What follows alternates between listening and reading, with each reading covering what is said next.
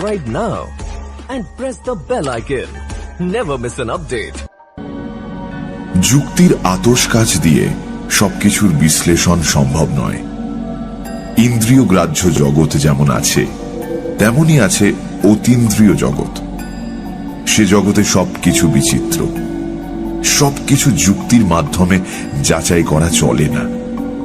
এই অতি প্রাকৃত জগৎকে গায়ের জোরে অস্বীকার যারা করে, তারা পৃথিবীর 12 আনা রহস্যের খোঁজ পায় না। অনেক সময় আমরা মনকে বোঝাই এসব চোখের ভুল, মনের ভুল, যা ঘটেছে নিছক কল্পনা অথবা মনের তৈরি মায়া। কিন্তু সঙ্গোপনে নিজের মনের মুখোমুখি যখন বসি, তখন এসব অবজ্ঞা করা দুরূহ হয়ে ওঠে। ভনিতা ছেড়ে আসল ঘটনার কথা বলি। রায়পুর থেকে 36 মাইল পশ্চিমে আধা শহর, নাম খুরশিদগড়। আধা শহর বলছি এই জন্য, পাকা রাস্তা আছে, গোটা কয়েক অফিস, একটা পেট্রোল পাম্প, মোটরের কারখানা। পাকা রাস্তার পরিধি পার হলেই নিবিড় জঙ্গল, ছোট ছোট টিলা, কিছুটা অঞ্চল সংরক্ষিত সরকারি বন বিভাগের। প্রথম এসেছিলাম বছর 10 আগে এক টিম্বার কোম্পানির প্রতিনিধি হিসেবে। কাজ বিশেষ কিছু নয়, জঙ্গল থেকে কাটা কাঠের হিসেব রাখতে হতো। 2 জন কর্মচারী, মাসান্তে তাদের মাইনে দেওয়া। অবসর সময় শিকার। শিকারের হাতে খড়ি হয়েছিল উড়িষ্যার জঙ্গলে। বাবা সেখানে বন বিভাগে ছিলেন, জরিপের কাজে। তিনি হাতে করে শিকার শিখিয়েছিলেন। প্রথমে সাম্বার, অ্যান্টিলোপ, তারপর বন্য বরাহ, শেষকালে লেপার্ড।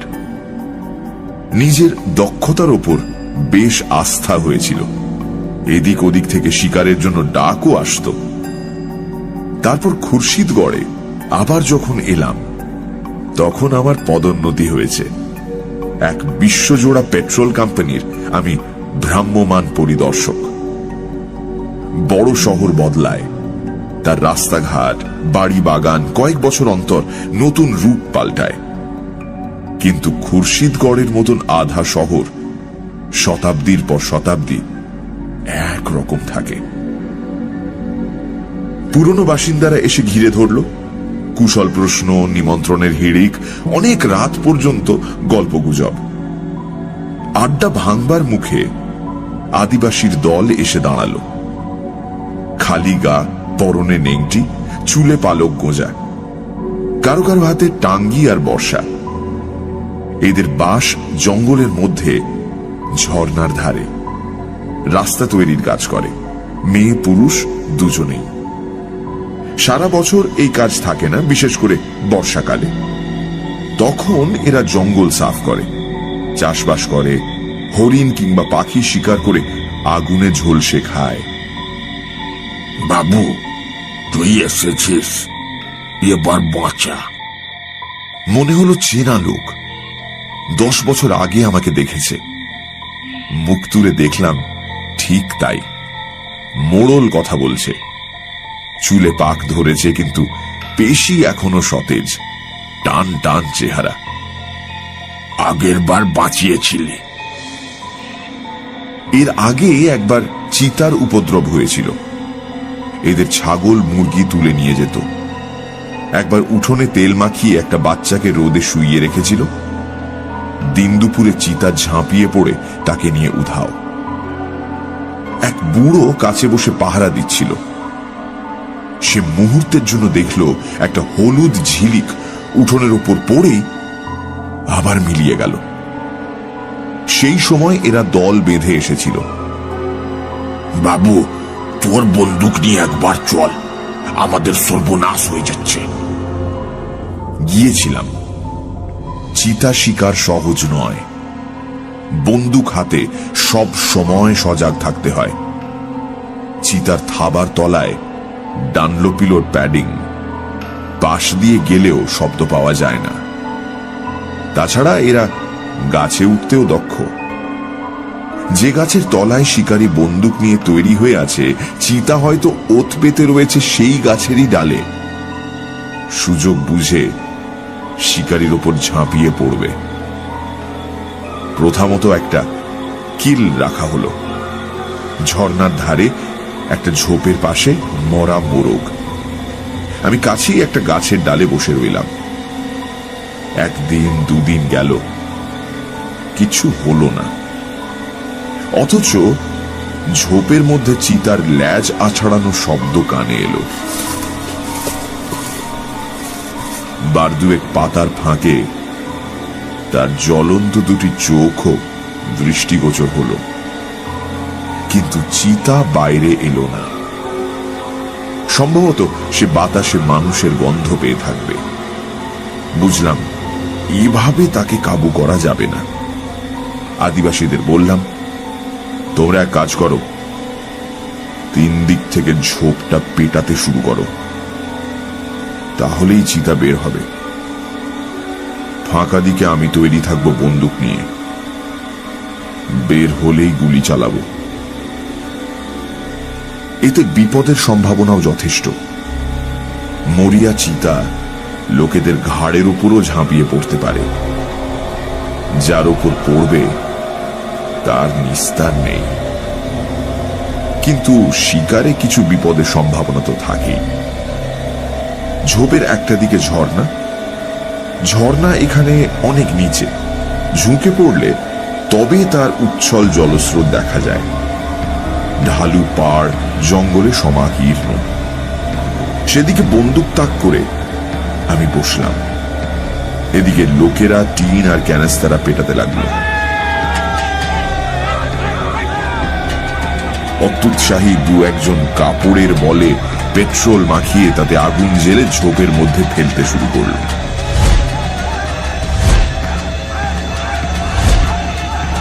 কাজ হলো। ঝোপের আড়াল থেকে চিতার ক্রুদ্ধ গর্জন শোনা গেল। প্রায় ঘন্টা কয়েক পর ঝোপের মধ্যে একটা তীব্র আলোড়ন। চিতাটা লাফিয়ে শূন্যে উঠল। পরিষ্কার দিনের আলো, আকাশে ছিটে ফোটাও মেঘ নেই। হলুদ রঙের একটা বলের আকার। চিতা নিজের শরীরটা গুটিয়ে নিয়েছে। কাছের মার্বেলের মতো জ্বলছে দুটো চোখ। বড় বড় দাঁতের ফাঁক দিয়ে লাল টকটকে জিভটা বেরিয়ে পড়ছে।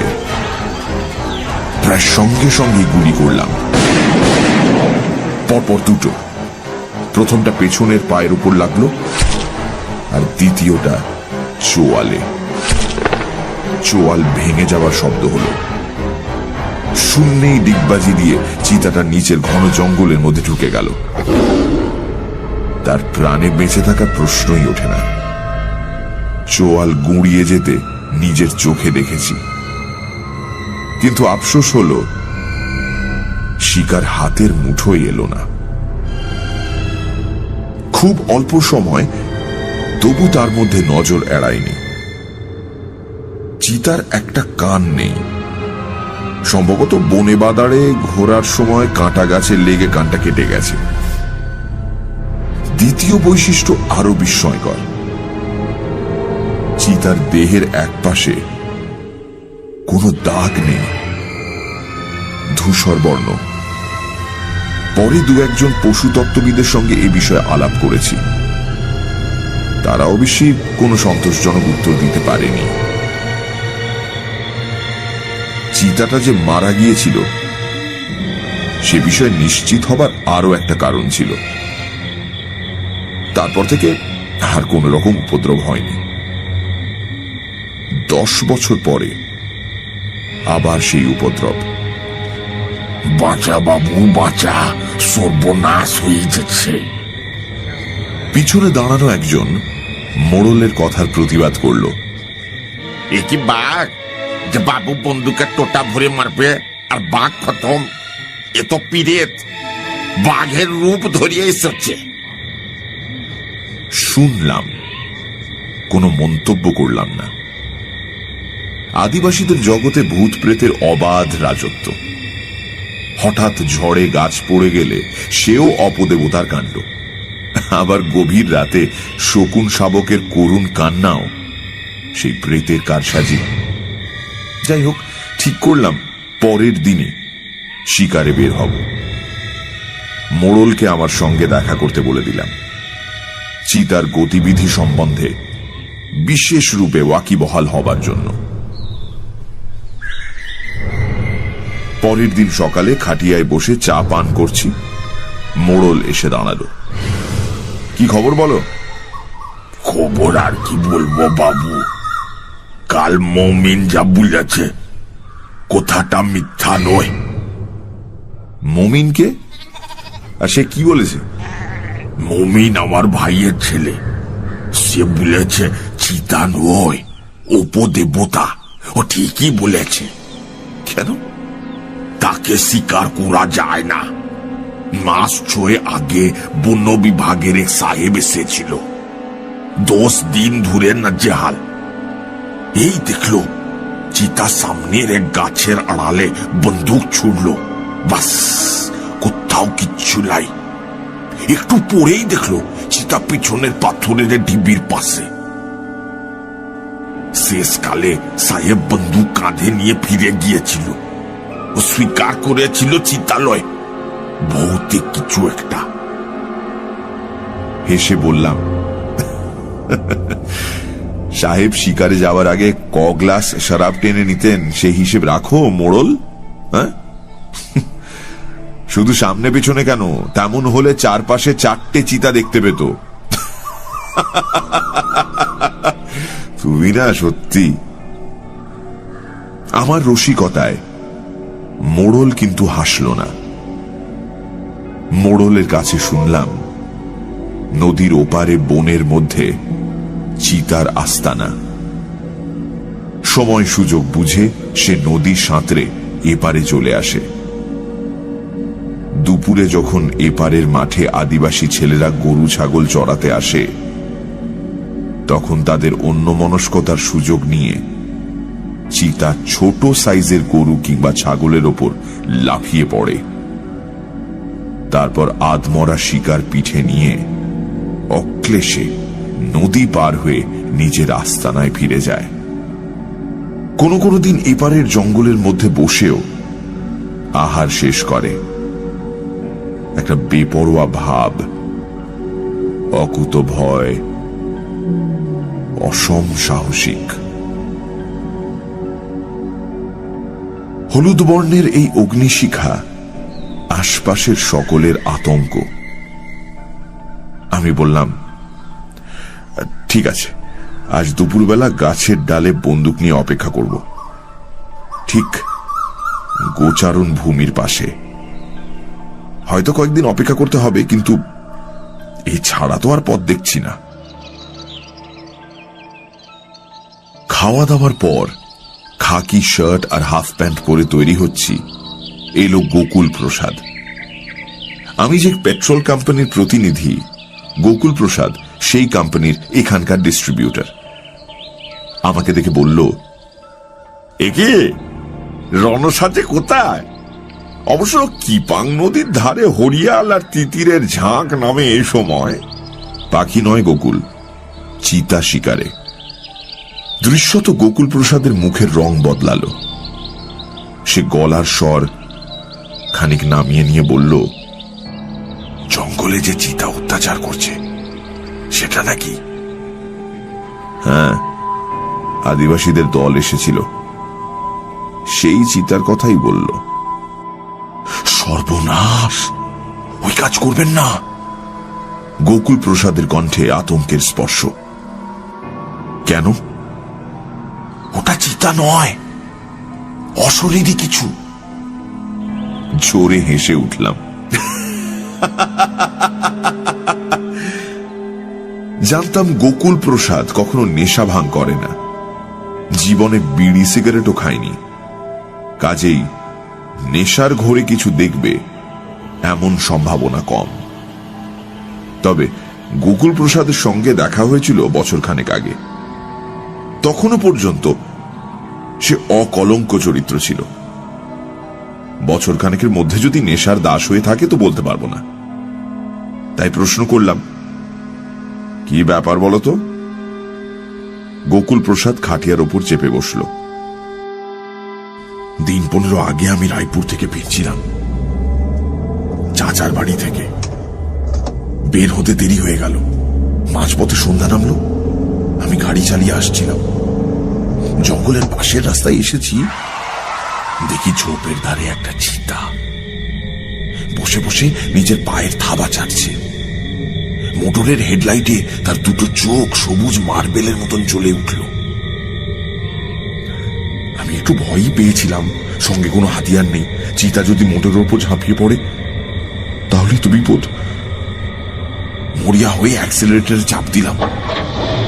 স্পিডোমিটারের কাঁটা থরথর করে কাঁপতে লাগলো। মোটর বাতাসের বেগে উড়ে চলে গেল।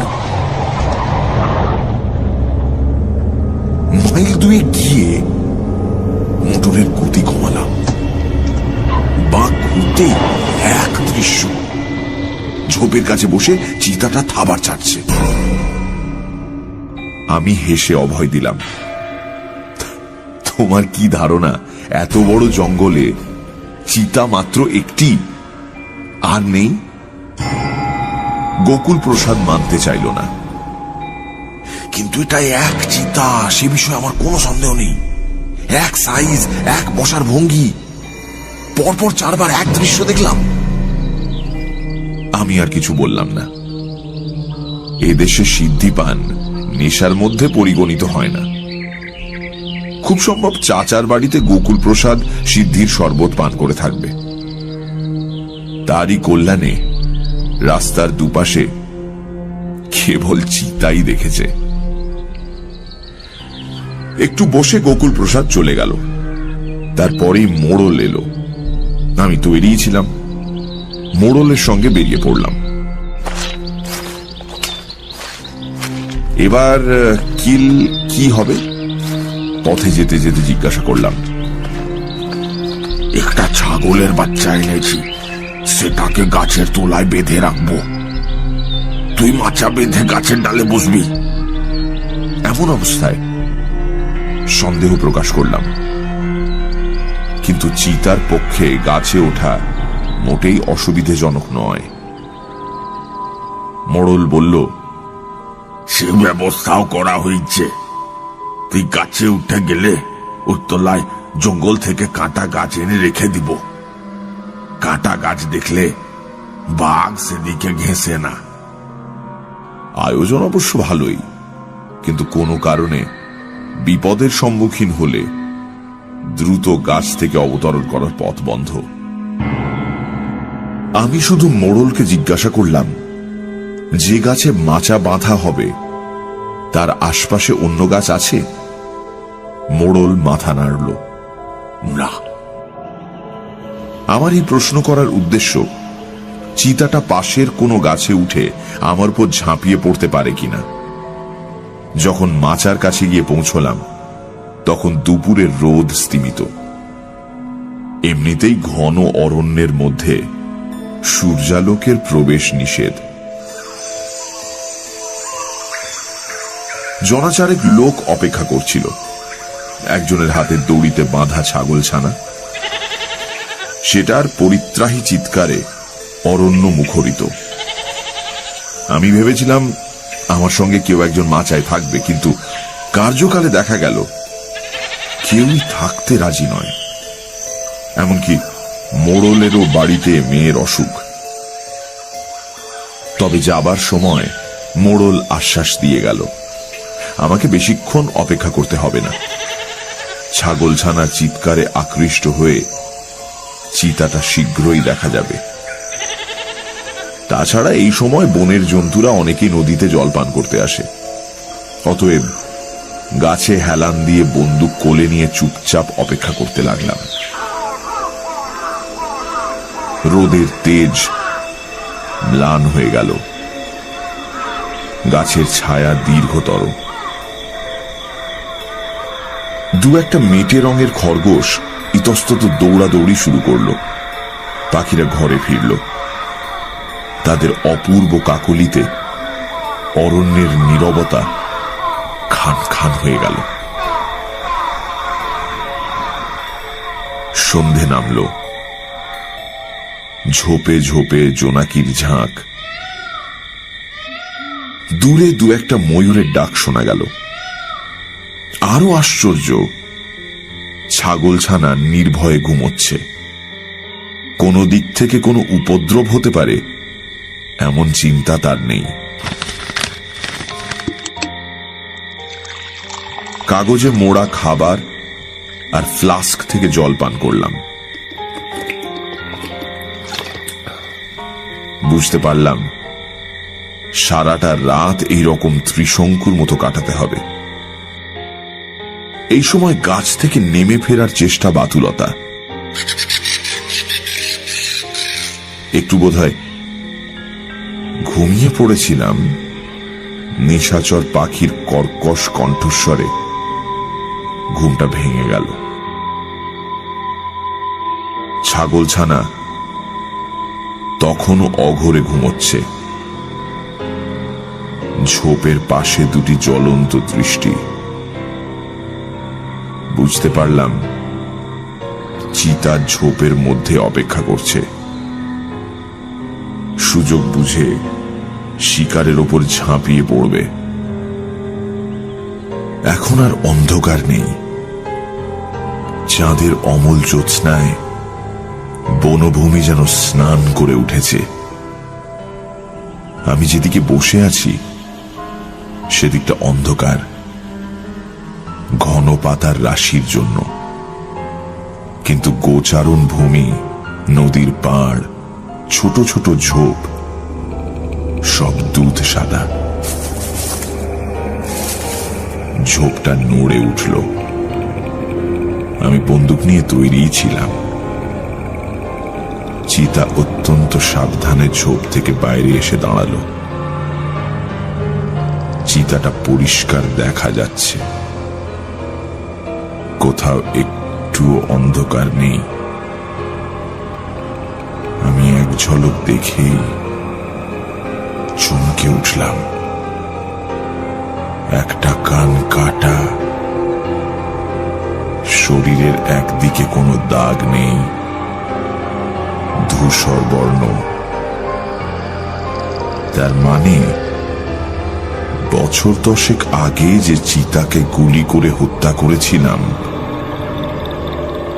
পরলোক থেকে সেই চিতা ফিরে এসে আমার সামনে দাঁড়িয়েছে। অবশ্য মুহূর্তের জন্য এমন একটা চিন্তা আমার মনকে আচ্ছন্ন করেছিল। তারপরই মনকে বোঝাতে শুরু করলাম, যুক্তি দিয়ে, বুদ্ধি দিয়ে। কাঁটা ঝোপের আঘাতে যে কোনো জন্তুরই কান কাটা যেতে পারে। এর মধ্যে আশ্চর্যজনক কিচ্ছু নেই। বিশেষ করে সিংহ, বাঘ, চিতা যারা শিকার ধরবার আগে গুঁড়ি মেরে চলে। আর দেহের কিছুটা ধূসর হওয়াটাও বিচিত্র নয়। কে জানে সামনে দাঁড়ানো চিতাটা 10 বছর আগে নিহত চিতার বংশোদ্ভূত কিনা। চিতার গন্ধে ছাগলছানা জেগে উঠেছে। শুধু জেগে ওঠা নয়, বিপদের গুরুত্ব বুঝতে পেরেছে।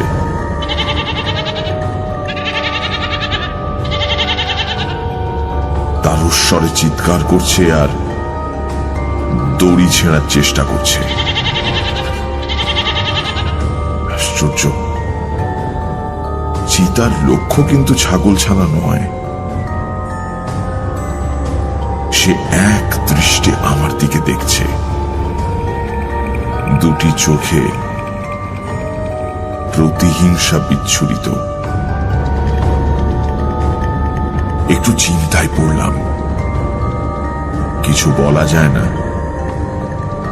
যে ডালে আমি বসে আছি সেটা এমন কিছু উঁচুতে নয়।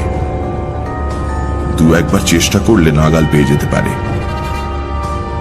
তারপর দুজনে জড়াজড়ি করে কাঁটার স্তূপের উপর পড়ব। বন্দুক ঠিক করে বসে রইলাম।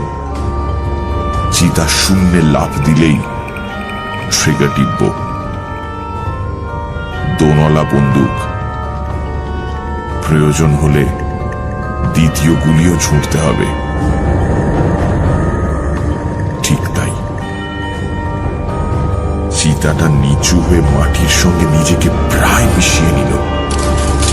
প্রবল বেগে ল্যাজটা আছড়াচ্ছে। ল্যাজের ঝাপটায় শুকনো পাতার স্তূপ ইতস্তত উঠতে লাগলো, দৃষ্টি কিন্তু এখন আমার দিকে। কয়েক মুহূর্ত, তারপরই চিতা লাফ দিল, আর সঙ্গে সঙ্গে গুলি ছুঁড়লাম, ঠিক পাঁজরে গিয়ে লাগলো। শূন্যে মুখ বিকৃত করে চিতাটা পাক দিয়ে সশব্দে মাটির উপর পড়ল। চার পা প্রসারিত করে মরণ যন্ত্রণায় সমস্ত শরীরটা বার কয়েক কুঞ্চিত করল।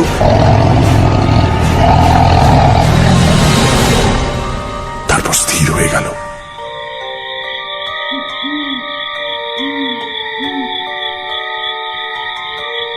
এখন গাছ থেকে নামাটা বিপজ্জনক। তাছাড়া আমার নামার উপায়ও ছিল না। গাছের তলায় কাঁটার স্তূপ। অনেক শিকার কাহিনীতে পড়েছি, বাঘ নিজে নিস্তেজ হয়ে পড়ে থাকে, মৃতের ভান করে। উৎফুল্ল শিকারী কাছে গেলে তার প্রচন্ড থাবার আঘাতে কিংবা দংশনে প্রাণ হারায়। ঠিক করলাম সারাটা রাত গাছের ওপরই থাকব।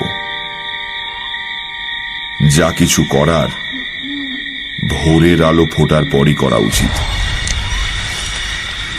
কোমরের বেল্ট খুলে নিজেকে গাছের ডালের সঙ্গে শক্ত করে বাঁধলাম। ঘুমের ঘোরে ছিটকে নিচে পড়ে যাওয়া বিচিত্র নয়। নির্মেঘ আকাশ, সবকিছু দিনের মতো পরিষ্কার। চিতার দিকে দেখতে দেখতে চমকে উঠলাম। স্পষ্ট দেখেছিলাম আমার গুলি তার পাঁজর বিদ্ধ করেছিল, কিন্তু চোয়াল বেয়ে টাটকা রক্তের স্রোত গড়িয়ে পড়ছে। 10 বছর আগে ঠিক যেখানে গুলি লেগেছিল। পাঁজর আর চোয়ালের দূরত্ব অনেকটা। গুলি পিছলে চোয়ালে লাগবে তা সম্ভব নয়। আশ্চর্য কাণ্ড। এই প্রথম শরীরে একটা শিহরণ অনুভব করলাম। অরণ্যে অন্য সব শব্দ জাদু মন্ত্রে যেন থেমে গেল, এমনকি ঝিঁঝির ডাকও। একসময় ঘুমিয়ে পড়েছিলাম। যখন ঘুম ভাঙল তখন ভোর হয়ে গেছে।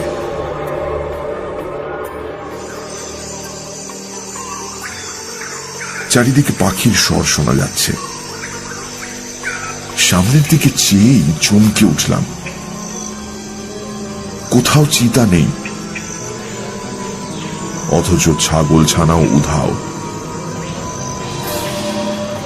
অলৌকিক ব্যাপার। গাছ থেকে অনেক কষ্টে নেমে পড়লাম। কাঁটায় 2-1 জায়গায় ছড়েও গেল। কাছে গিয়ে ভালো করে দেখলাম রক্তের সামান্যতম দাগও নেই। ছাগল ছানা যে দড়িতে বাঁধা ছিল সেটাও নেই, খুঁটিটাও নিখোঁজ। তাহলে কাল রাতে ওসব কিছু কি স্বপ্নে ঘটেছিল? তা কি সম্ভব? নিজের বন্দুক পরীক্ষা করে দেখলাম 2টো গুলি রয়েছে। গুলি ছোঁড়া হয়েছিল তার কোনো প্রমাণ নেই। একটু পরেই আদিবাসীরা এসে জড়ো হবে, কি বলবো তাদের? আমার কাহিনী তাদের চিতা সম্বন্ধে অলৌকিকত্বই প্রমাণ করবে। ছাগল ছানাটাও তাই। তার মানে চিতা এসেছিল। আমার পরাজয়ের কাহিনী আদিবাসীদের কাছে রটে যাওয়ার চেয়ে নিঃশব্দে আত্মগোপন করাই বুদ্ধিমানের কাজ।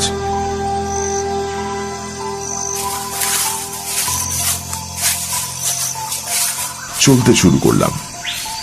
একটু চলতেই মনে হলো পিছনে কে যেন আমাকে গোপনে অনুসরণ করছে। পিছন ফিরে দেখেই থমকে দাঁড়ালাম। চলার শক্তিও কে যেন চুরি করে নিল। গাছের আড়ালে সেই চিতা, দুটি চোখে আগুনের ঝলক, চোয়াল আর পাঁজর দিয়ে রক্ত ঝরছে। আহত চিতা কি আমাকে অনুসরণ করছে? কিন্তু বন্দুকে দুটো গুলি যখন অটুট, তখন চিতা আহত হলো কি করে? বন্দুক তুললাম। মনে হলো ভোরের কুয়াশার মধ্যে চিতা যেন মিলিয়ে গেল। একবার নয়, এক দৃশ্য বারবার, তিনবার, কখনো সামনে, কখনো পাশে, কখনো পেছনে।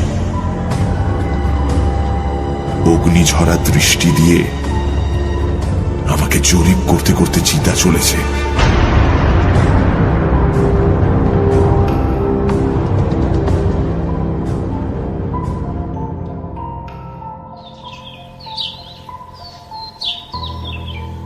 তারপর অনেক দিন কেটে গেছে, বয়স হয়েছে, শিকার করার শক্তি আর নেশা কোনোটাই নেই। প্রায় অবসর জীবন যাপন করছি। মাঝে মাঝে রায়পুর অঞ্চলের বন বিভাগের কয়েকজন দেখা করতে আসে। সকলের মুখেই এক কাহিনী শুনি। কাটা কান আর রক্তাক্ত দেহ নিয়ে যে চিতাকে প্রায়ই রাতের অন্ধকারে দেখা যায়, তাকে বধ করা কোনো শিকারীর পক্ষেই সম্ভব হয়নি। সকলেই বাধ্য হয়ে স্বীকার করেছে ওটা সাধারণ চিতা নয়, হয়তো চিতাই নয়, চিতার প্রেতাত্মা। আমারও তাই মত। কিন্তু আমার যুক্তিবাদী বন্ধুরা, যারা সবকিছু বিজ্ঞানের কোষ্টি পাথরে যাচাই করে নিতে চান, তাদের আমি কি করে বোঝাবো? অতীন্দ্রিয় জগতের রহস্য যুক্তি নির্ভর নয়, বিশ্বাস নির্ভর।